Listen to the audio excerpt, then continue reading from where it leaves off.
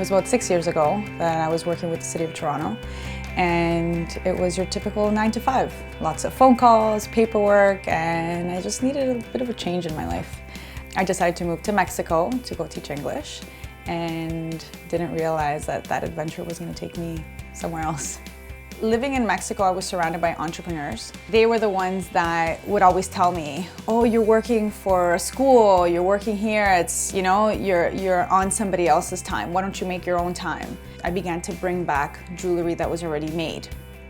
And a lot of my friends and family here started to ask me if I made jewelry. So I started to buy silver wire, stones, and that threw me into a completely different level of just loving the craft. I began to make more jewelry.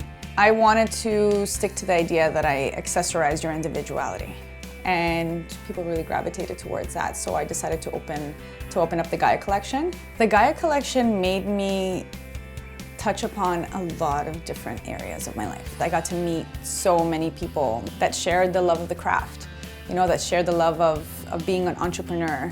But there just came a point where I didn't feel like I was directly helping people.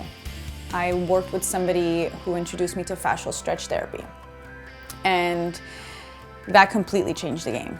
It's been really interesting to help other people, because I've realized how much it's actually helped me.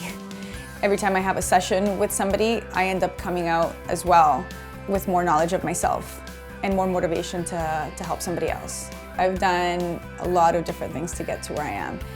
And every single one of those things have taught me that this is exactly where I want to be. I'm Lilian, and I'm living my life young and free.